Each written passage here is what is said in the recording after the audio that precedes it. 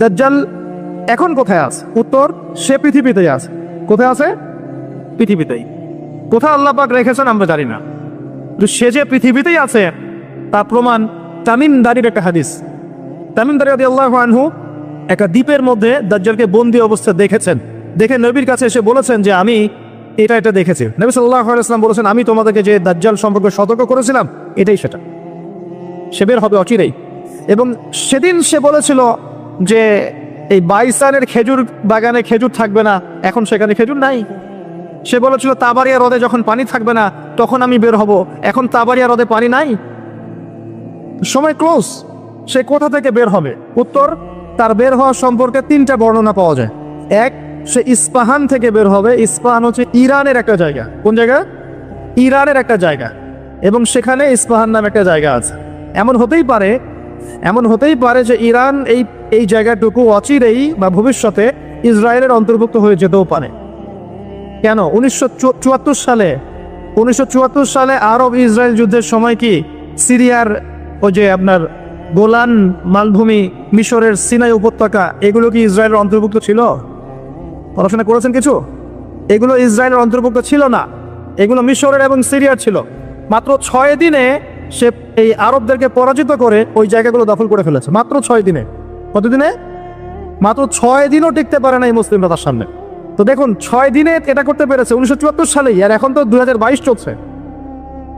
তো ইস্পাহানের ওই জায়গা যে ওর অন্তর্ভুক্ত হয়ে যাবে না, কে গ্যারান্টি দিবে? হতেও পারে। আর আপনারা ইরান ইসরায়েলের সম্পর্ক দাকুরাল দেখেন না? দাকুরাল সম্পর্ক কে জানে? আচ্ছা, আরেকটা বর্ণনা এসেছে সে বের হবে খোরাসান থেকে। খোরাসান মূলত এই জায়গাটুকুর মধ্যেই পড়ে যায়। আরেকটা হাদিসের মধ্যে আছে শাম এবং ইরাক, ইরাক এবং শাম। শাম মানে যে প্যালেস্টাইন, লেবানন, জর্ডান, এই পুরো জায়গাটার নাম শাম। এই অংশটুকুর মধ্য থেকে, এর মাঝখানে একটা রাস্তা থেকে দাজ্জাল মানুষের রূপে আত্মপ্রকাশ করে। তো দেখুন, সে পৃথিবীতে আসবে, 40 দিন শাসন করবে। এই 3টা জায়গার কথা এসেছে, এই 3টা জায়গার মধ্য থেকে সে বের হবে। কিভাবে হবে আল্লাহ ভালো জানেন। এবং সেটা হবে মানুষের রূপে। কার রূপে? মানুষের রূপে। সে কি হবে? সে একজন ইহুদি যুবক হবে। কি হবে? সে কোনো খ্রিস্টান হবে না, বুদ্ধিস্ট হবে না, মুসলিম হবে না, সে অন্য কোনো রিলিজন ফলো করবে না। সে একজন ইহুদি যুবক হবে, যার চুলগুলো হবে কার্লি, মানে কোকরান। কি হবে? চুলগুলো কোকরান। তার ফিজিক্যাল স্ট্রাকচার খুব শক্ত হবে, মানে স্ট্রংলি বিল্ড, খুব শক্তিশালী। এখন নবীজি বলছেন সে কাদেরকে নিয়ে বিশ্ব শাসন করবে? উত্তর, সে জিউসদেরকে নিয়ে বিশ্ব শাসন করবে। কাদেরকে নিয়ে? জিউস কারা? জিউস মানে শুধু ইহুদিরা নয়, এটা একটা ভুল ধারণা। ইহুদিদের মধ্যে এমন অনেক অর্থোডক্স ইহুদি আছে যারা প্যালেস্টাইনিদের অধিকারের পক্ষে কথা বলে, এমনও কিছু ইহুদি আছে। তাই সব ইহুদিকে আপনি খারাপ বলতে পারবেন না। কথা বুঝতে পারছেন? কিন্তু তাদের মধ্যে একটা দল আছে যাদেরকে আমরা বলি জায়োনিস্ট। তারা পশ্চিমাদের সাথে অ্যালায়েন্স করে সারা বিশ্বটাকে শাসন করছে আর কি। এই জায়োনিস্টরাই ইনশাআল্লাহ তাআলা, এটা আমার কনসেপ্ট, আমার গবেষণা, এরাই মসিহুদ দাজ্জালকে ফলো করবে ইনশাআল্লাহ, এবং তাদেরকে নিয়ে সে পুরো ওয়ার্ল্ডটাকে শাসন করবে। আর আপনি কনক্লুশন পেলেন কি? দাজ্জালের চেয়ে বড় কোনো ফিতনা নাই। সে মানুষের রূপে এখনো বের হয় নাই, কিন্তু পৃথিবীতে আছে, বের হবে। কোন কোন জায়গা থেকে তাও বলে দিলাম। পৃথিবীতে এসে সে কি করবে? এই ম্যাসাকার করবে, এবং সে তার অনুসারীদেরকে জান্নাত দিবে, যারা ফলো করবে না ওদেরকে ধ্বংস করে ফেলবে। এবং সে কাদেরকে নিয়ে শাসন করবে এটাও আপনাকে দেখিয়ে দিলাম। এখন আসেন, সে যাদেরকে নিয়ে ওয়ার্ল্ডটাকে শাসন করবে তাদের দিকে একটু তাকিয়ে দেখি। আজকে থেকে 100 বছর আগে এই জায়নিস্ট বা জায়নিজমের সাথে যারা জড়িত, ইহুদিদের কি কোনো থাকার জায়গা ছিল? তারা কি প্যালেস্টাইনে ছিল? তাদের কি পরনে পোশাক ছিল? তারা কি সেখান থেকে প্যালেস্টাইনিদেরকে বহিষ্কার করতে পেরেছিল? 100 বছর না, আমি আপনাকে 2000 বছরের কথা বলছি। কত বছর? 2000 বছর পর্যন্ত তারা সেখানে প্রবেশ করতে পারে নাই। আর রাসূল সাল্লাল্লাহু আলাইহি ওয়াসাল্লামের জামানা, তারপর আবু বকর সিদ্দিক, তারপর ওমর, তারপর উসমান, তারপর আলী রাদিয়াল্লাহু আনহুম, তারপর উমাইয়াদের প্রায় 90 বছর, আব্বাসীয়দের 500 বছর, ফাতেমিদের খেলাফত, কর্ডোভার ইসলামী খেলাফত, মামলুকদের শাসন, সালাউদ্দিন আইয়ুবী রাহিমাহুল্লাহর সময়, এই মুঘলদের সময়, ওসমানীয়দের সময়, কোনো সময় তারা প্যালেস্টাইনে ঢুকতে পারে নাই। 1914-এ যখন ফার্স্ট ওয়ার্ল্ড ওয়ার হয়েছে, তারপর ব্রিটেন সেখান থেকে চলে গিয়ে ওদেরকে জায়গা করে দিয়েছে। ওইখান থেকে 100 বছর হয়ে গেল তারা সেখানে আরবদের নাকের ডগায় বসে পুরো আরবদেরকে না, পুরো বিশ্বকে শাসন করছে। দাজ্জালকে আপনি দেখেননি, তার অনুসারীদেরকে আপনি দেখেন। তাদের অবস্থা এখন কি? জি বলছি, যাদের থাকার জায়গা ছিল না, খাবার ছিল না, পানি ছিল না, কোনো সার্বভৌমত্ব ছিল না, কোনো রাষ্ট্র ছিল না, তারা এখন পুরো বিশ্বে শক্তিশালী।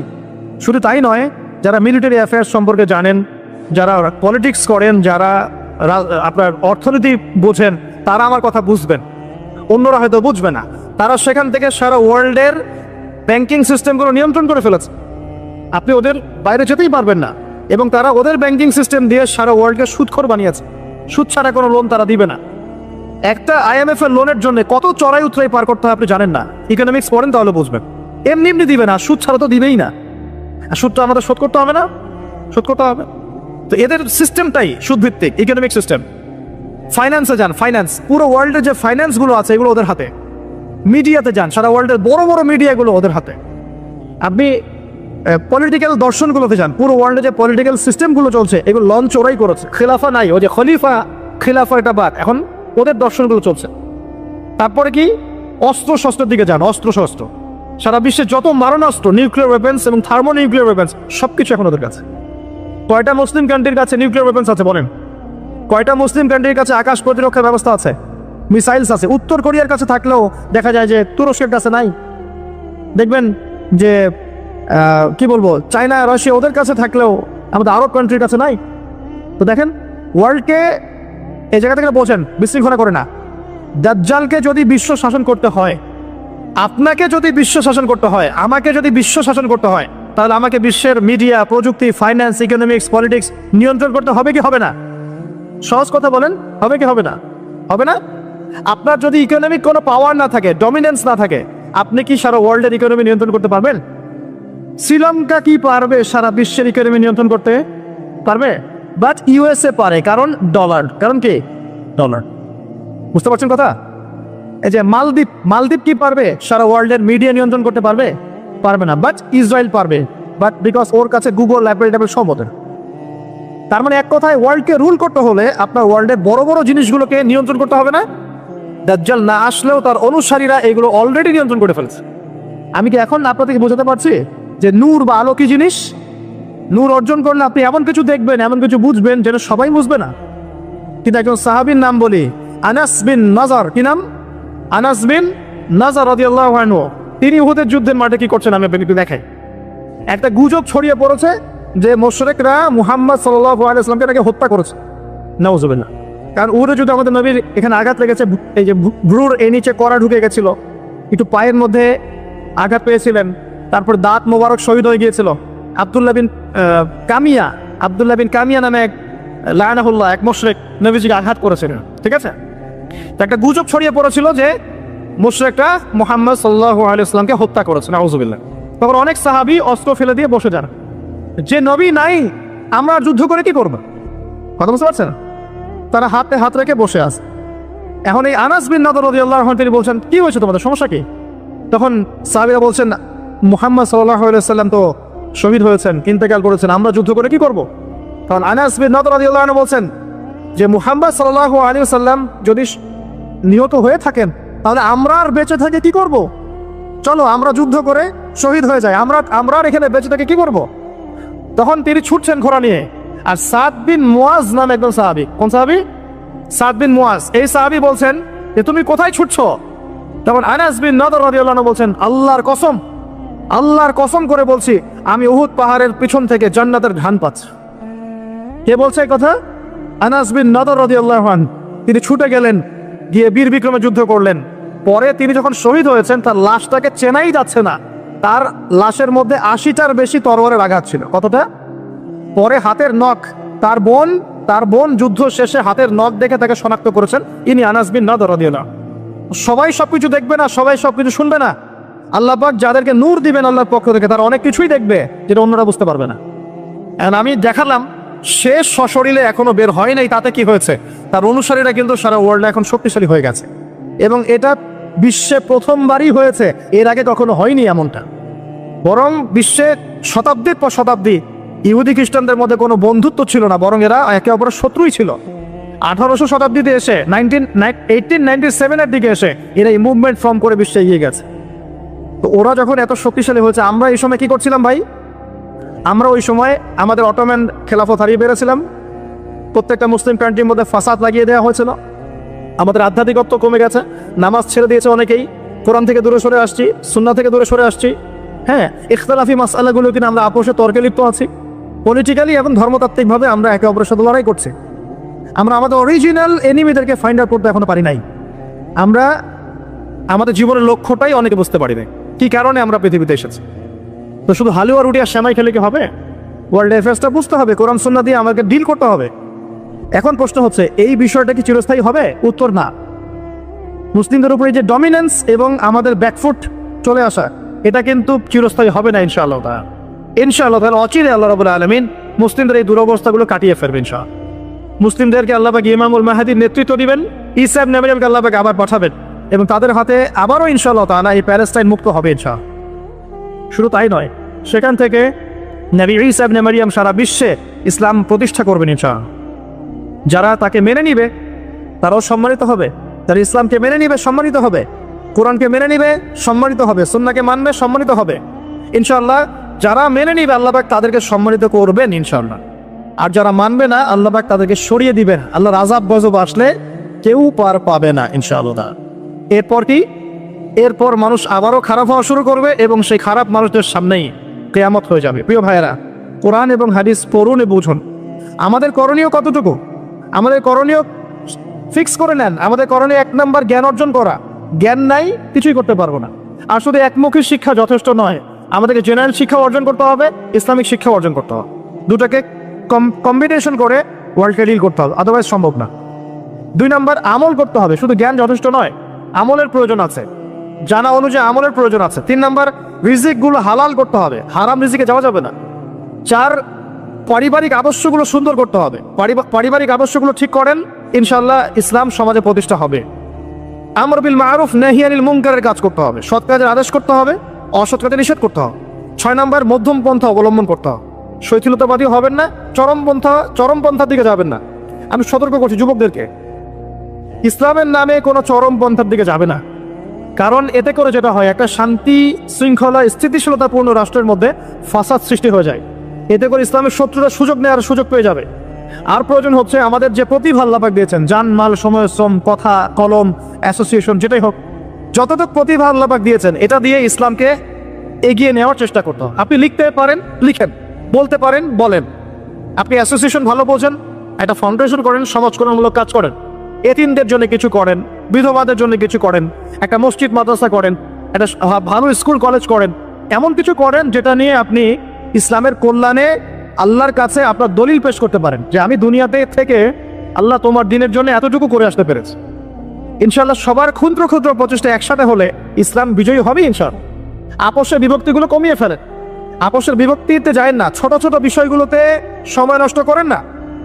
যখন সারা ওয়ার্ল্ডে মুসলিমরা মার খাচ্ছে, ইয়েমেনের বাচ্চাদের রক্ত ঝরছে, এই যে রোহিঙ্গাদের কি অবস্থা দেখেন, উইঘুরদের কি অবস্থা দেখেন, সিরিয়ার অবস্থা দেখেন, ইরাকের অবস্থা দেখেন, আর আমরা এগুলো নিয়েই পড়ে আছি। সুবহানাল্লাহ সুবহানাল্লাহ। আর যখন আমরা প্রশস্ত দৃষ্টির কথা বলছি, কিছু মানুষ এই ফ্লোটাকে থামিয়ে দেওয়ার জন্য আমাদের পিছনে এই খারেজি, এই সন্ত্রাসী, হাবিজাবি টাইটেল দিচ্ছে। কিছু সাহাবী তো এমনও ছিলেন, বদরের যুদ্ধ করতে এসেছেন, হাতের মধ্যে কিছু খেজুর আছে, খেজুর খাচ্ছেন, কোরমা খেজুর খাচ্ছেন। তখন নবী সাল্লাল্লাহু আলাইহি ওয়াসাল্লাম দাঁড়িয়ে ভাষণ দিচ্ছেন যে ওয়াসাবিকু ইলা মাগফিরাতিম মির রাব্বিকুম ওয়া জান্নাহ। ওই যে আয়াতটা আছে, তোমরা এগিয়ে চলো তোমাদের রবের ক্ষমার দিকে এবং জান্নাতের দিকে, আরদুহা কাআরদিস সামাই ওয়াল আরদ, যার প্রশস্ততা আসমান এবং জমিনের সমান। সাহাবী খেজুর খেতে খেতে খেজুরটা ফেলে দিলেন। আরেকজন সাহাবী জিজ্ঞাসা করলেন যে খেজুরটা ফেলে দিলেন কেন? তিনি বলছেন এই খেজুরগুলো খেতে অনেক সময় লেগে যাবে। নবী সাল্লাল্লাহু আলাইহি ওয়াসাল্লাম এমন কথা বলেছেন, এটা শোনার পরে আমি আর 1 সেকেন্ড নষ্ট করতে যাচ্ছি না। খেজুর ফেলে দিয়ে যুদ্ধে ঝাঁপিয়ে পড়লেন, দেন শহীদ হয়ে জান্নাতে চলে গেলেন। তারাও তো মৃত্যুর স্বাদ গ্রহণ করেছেন, তাই না? আর একজন ইহুদি ব্যক্তি উহুদের যুদ্ধের দিন সকালবেলা মুসলিম হয়েছে।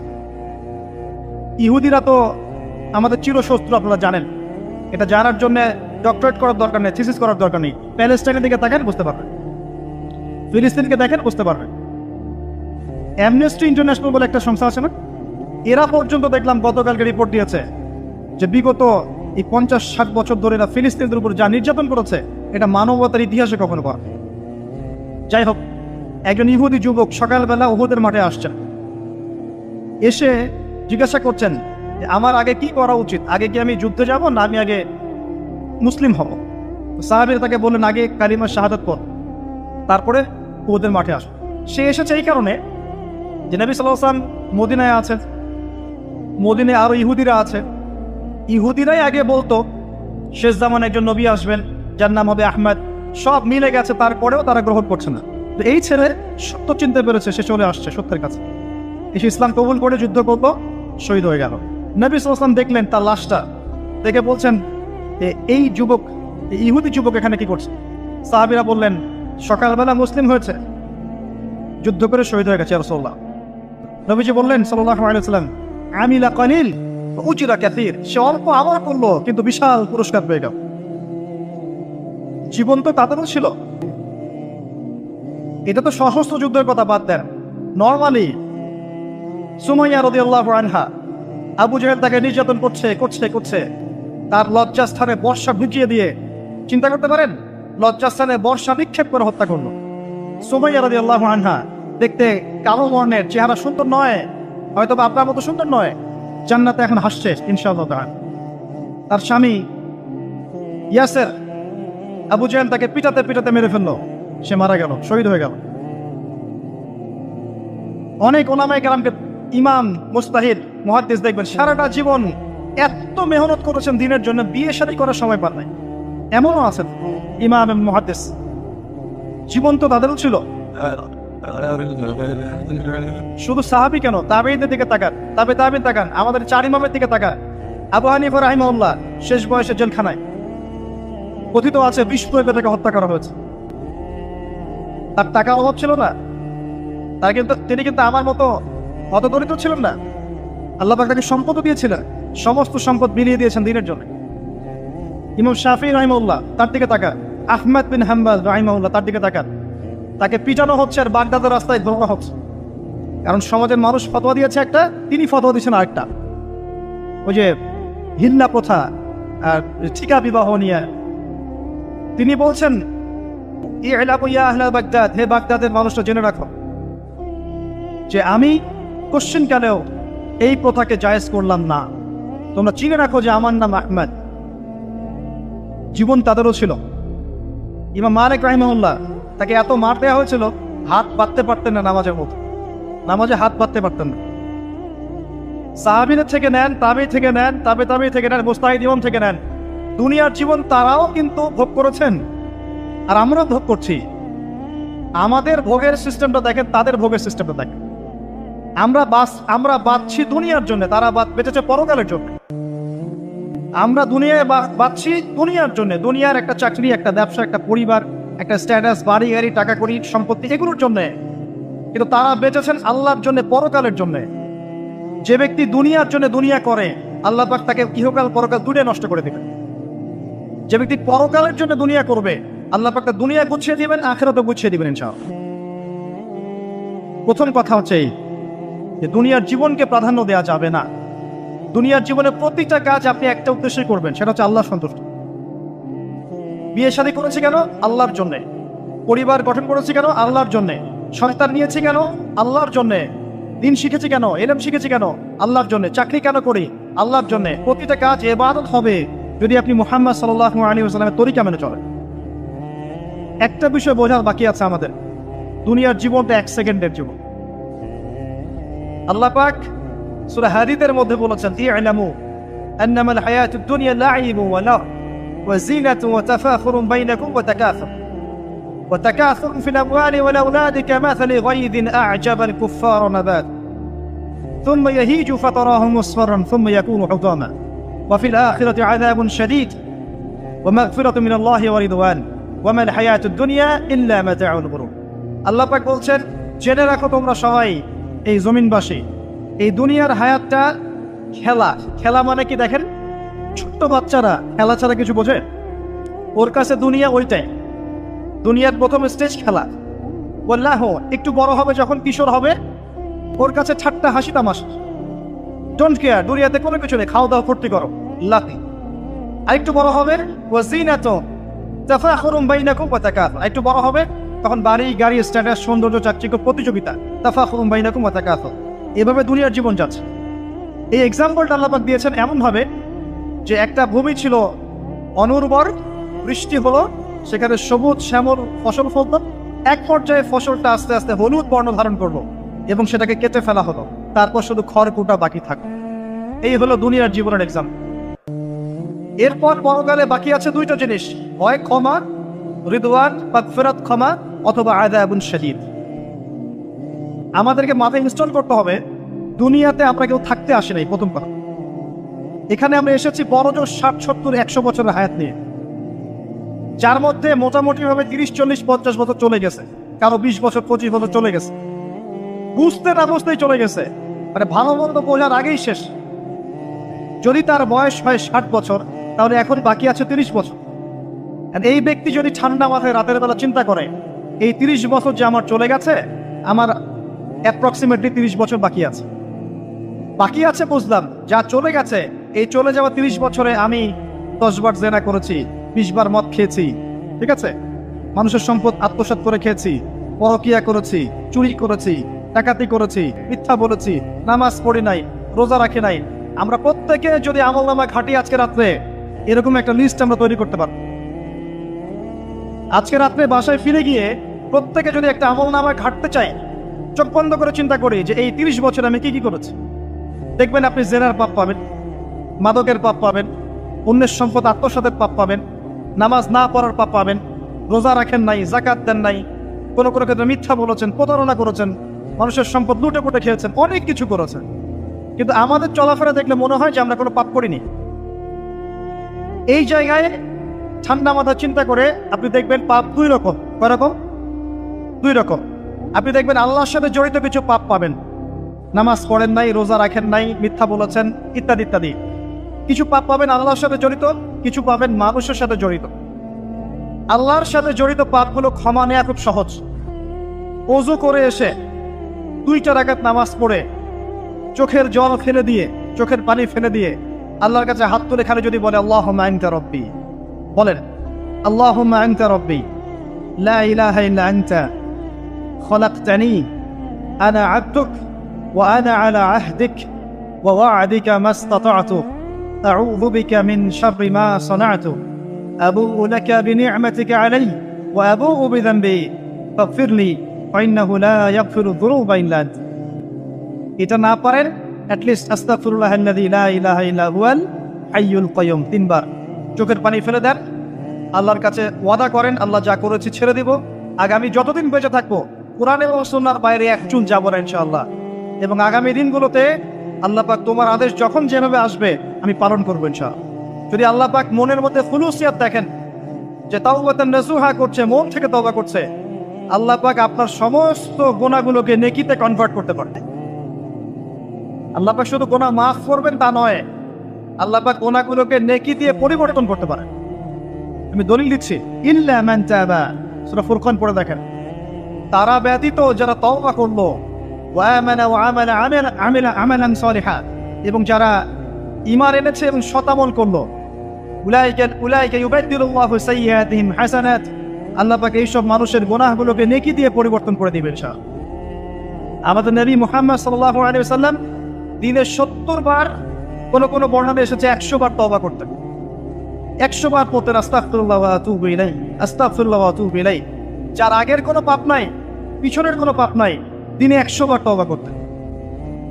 আমরা একটা রাত এভাবে চিন্তা করেছি যে আমার পাপ কি?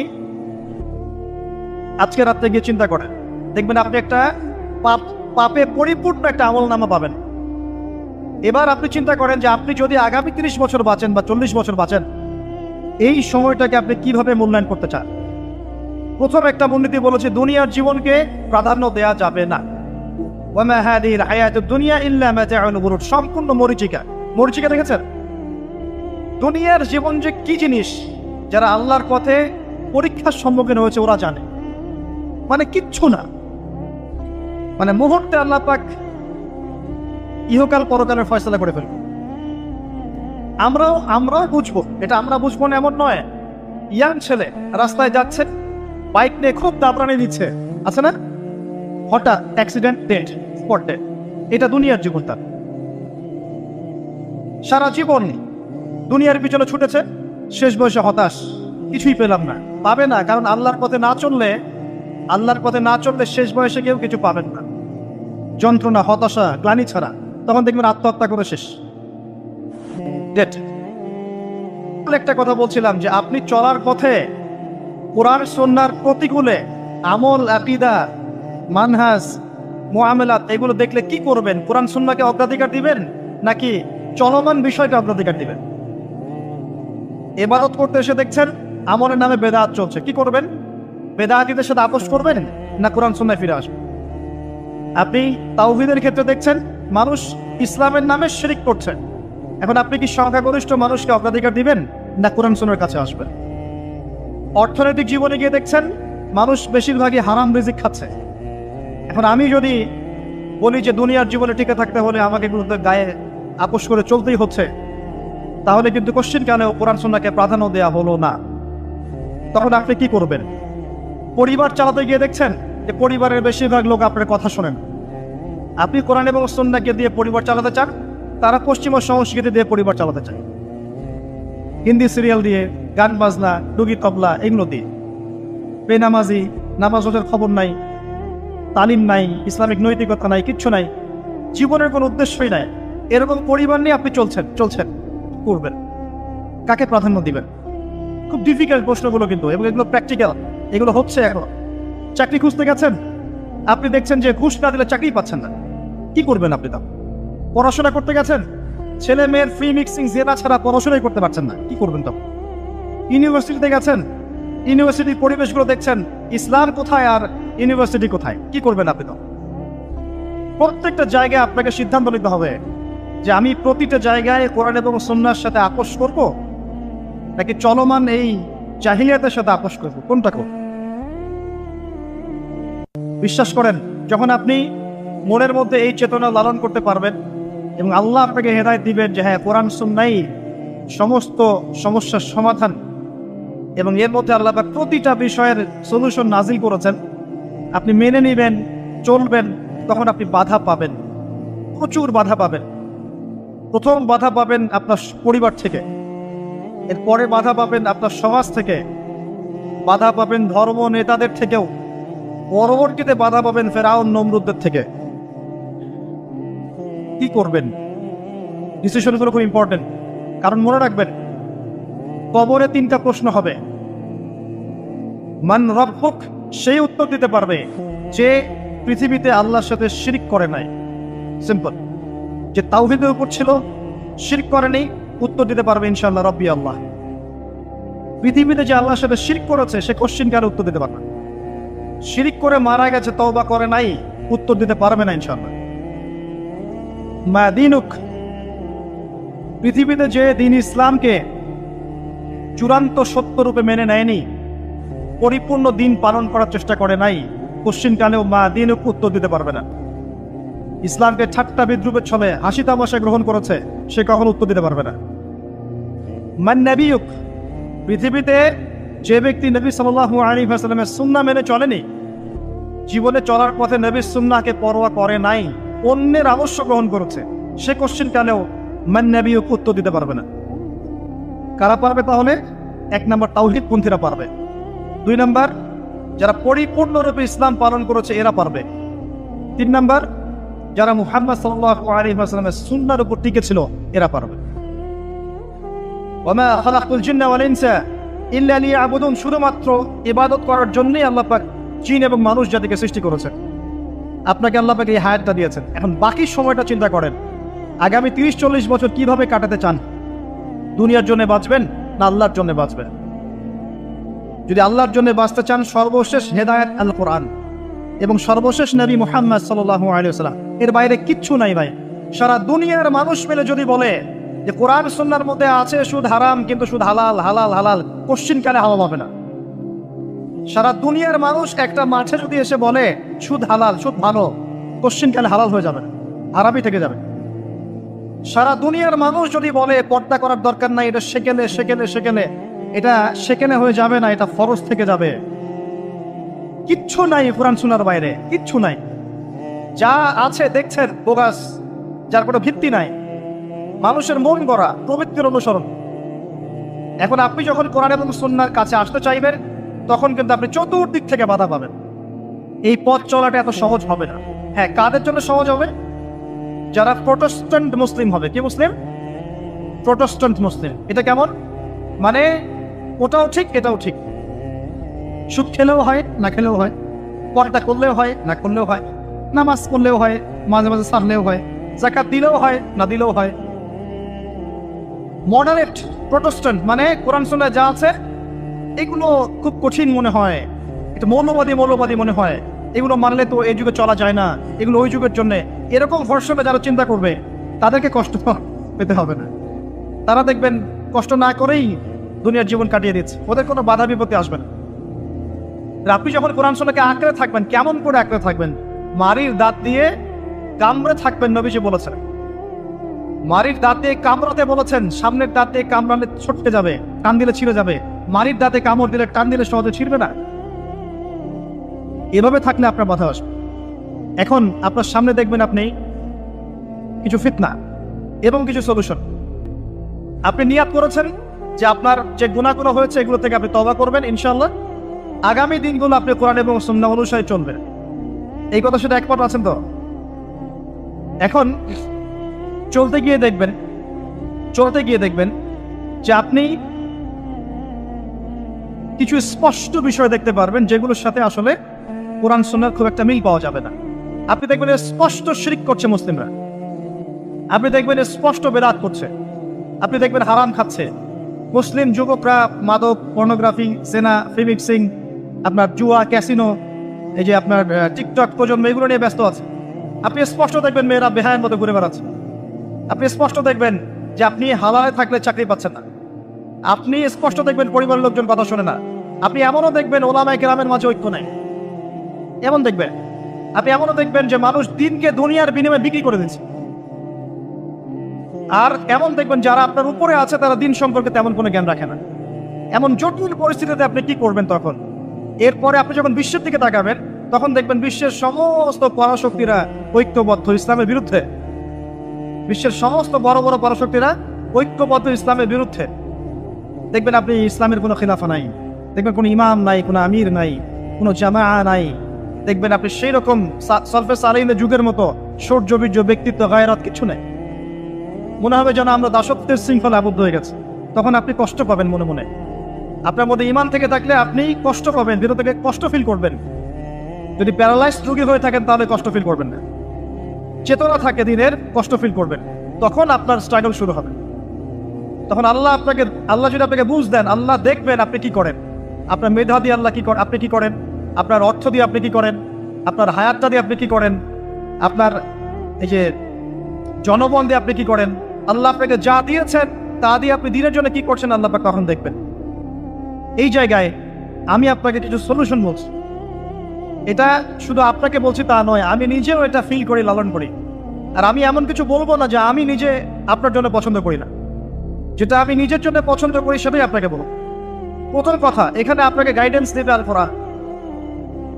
এরকম সিচুয়েশনে আপনাকে পথ দেখাবে অনলি আল কোরআন। এরপর নবী সাল্লাল্লাহু আলাইহি ওয়াসাল্লামের হাদিস। এখানে আপনার দায়িত্ব আসবে প্রথমত কোরআন পড়া শিখতে হবে। প্রথম কাজটা কি ভাই? কোরআন পড়া শিখতে হবে, তেলাওয়াত শিখতেই হবে, নিয়মিত তেলাওয়াত করতে হবে। একটা দিন যাবেন আপনার জীবনে যে কোরআন তেলাওয়াত আপনি করেন না, ইনশাআল্লাহ। বেশি থেকে বেশি করবেন, বেশি থেকে বেশি। আমার পরামর্শ হচ্ছে দিনে এক পারা করে করার চেষ্টা করুন। এরপর দায়িত্ব চলে আসবে আপনার কোরআন বোঝা। আপনি কিছু অংশ মুখস্থ করবেন, হিফজ করবেন, অর্থটা বোঝার চেষ্টা করবেন, কোরআনের ভাষাটা শেখার চেষ্টা করবেন। এর সবকিছু আপনি বুঝতে পারবেন না, তখন কি করবেন? আলেম ওলামার কাছে যাবেন, তাদের সোহবতে গিয়ে পড়ে থাকবেন। যে বিষয়টা বুঝতে পারছেন না জিজ্ঞাসা করে জেনে নেবেন। ফাসআলু আহলা যিকরি ইন কুনতুম লা তা'লামুন। এরপর কোরআনের আদেশ নিষেধগুলো আপনি মেনে চলবেন নিজের পরিবারে এবং নিজের অধীনস্থদের মধ্যে। এরপরে আপনি থেমে যাবেন না। কোরআনের দাওয়াত আপনি যতটুকু জানেন এটা মানুষের কাছে প্রচার করবেন, মাদ্রাসা করবেন, মসজিদ আবাদ করবেন, বক্তব্য চালু করবেন, কোরআনের একটা রেভলিউশন ক্রিয়েট করবেন। কোরআনের জন্য আপনার জান, মাল, অর্থ বিলিয়ে দিবেন। ওই একটা ছোট কাজ দেখবেন পরকালে জান্নাতে যাওয়ার ওসিলা হয়ে গেছেন। তারপর আপনি সুন্নতকে পাবেন। ওই সুন্নতের উপরে আপনার 24 ঘন্টাকে সাজাবেন। দিন রাত প্রতিটা আমল আপনি সুন্নাহ অনুযায়ী করার চেষ্টা করবেন। এরপরে গিয়ে আপনার দায়িত্ব আরো বাড়বে। এরপর দায়িত্ব চলে আসবে উম্মাহ কেন্দ্রিক। আপনার তাজকিয়া অর্জন করতে হবে, আত্মশুদ্ধি।